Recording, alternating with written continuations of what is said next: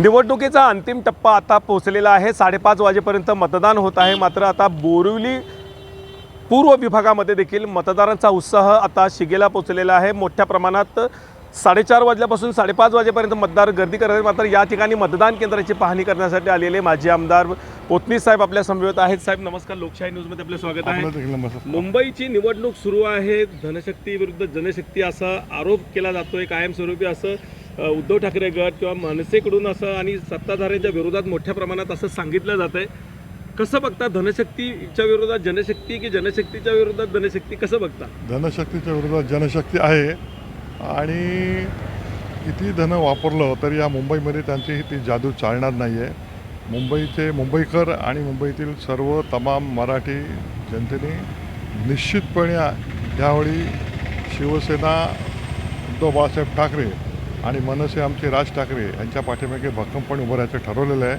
त्यांना सर्व तऱ्हेचं कळलेलं आहे की बाबा आता आपल्याला या मुंबईमध्ये जर राहायचं असेल, सन्मानाने राहायचं असेल, मानाचं पान आपल्याला मिळायचं असेल तर या पक्षाच्या पाठीमागे निश्चितपणे उभं राहिलं। आणि त्यामुळेच संपूर्ण आज ही मराठी माणसं आणि मुंबईकर जे आहेत, इतर भाषिक देखील आमच्या प्रत्येक बूथवर म्हणा किंवा प्रत्येक जिथे आमचे उमेदवार उभे आहेत तिकडे भरघोस आणि पाठिंबा द्यायला उतरलेले आहेत। एकंदरीत मुंबईची ही निवडणूक होते, अगदी केंद्रातून मोठ्या प्रमाणात ताकद लागलेली आहे। म्हणजे एकीकडे खासदार, आमदार, मोठ्या प्रमाणातले सगळे भाजपचे वरिष्ठ पातळीचे नेते मंडळीच्या मुंबईचं वर केंद्रित आता तिकडे आहेत आता आजच्या या निवडणुकीच्या माध्यमातून।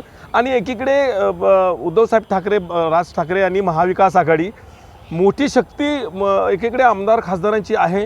मात्र तुमच्याकडे तेवढी शक्ती कार्यकर्त्यांची आहे आणि कार्यकर्त्यांच्या बळावर कशी निवडणूक जिंकू शकता? आमच्याकडे मुख्यमंत्री नसतील, उपमुख्यमंत्री नसतील, आमच्याकडून केंद्रीय मंत्री नसतील, पण आमचा जो सर्वसामान्य कार्यकर्ते आहेत, आमचे जे पदाधिकारी आहेत, हे सगळे आता बाजूला बघा, हे पदाधिकारी हे तुटून पडलेले आहेत, म्हणजे मनापासून तुटून पडलेले आहेत। आणि निश्चितपणे आम्ही सगळ्यांना, आता माझ्यासारखा देखील 76 वर्ष 77 वर्षाचा आहे, आम्ही काय म्हणतात निश्चय केलेला आहे की भले लोकसभा, विधानसभा, मुंबई महानगरपालिकेवर आमचा भगवा झेंडा आणि आमचा महापौर आम्ही बसवणारच। एकंदरीत जनतेने ही निवडणूक हातात घेतली, आता जनतेने निवडणूक हातामध्ये घेतले आणि जशी तुम्हाला एक म्हणतात सुप्त लाट ही तुम्हाला उद्या दिसेल। आपण मतदान केलंय, काय संकेत घेऊन मतदान केलं? मतदान मी एवढंच केलेलं आहे की जर आपल्याला मुंबई वाचवायचं असेल, जर पुढच्या पिढीला पुढचं भविष्य आपल्याला व्यवस्थित हे करताना आम्ही बघितले, त्यावेळी देखील माननीय शिवसेना प्रमुखांनी शिवसेना स्थापन केल्यानंतर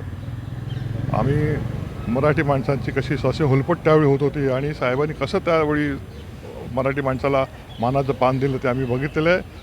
तीच परिस्थिती परत इथे उद्भवते आणि त्या परिस्थितीला टक्कर फक्त माननीय उद्धवसाहेब आणि राज ठाकरे देऊ शकतात। जादू ठाकरे ब्रँडचा चालेल?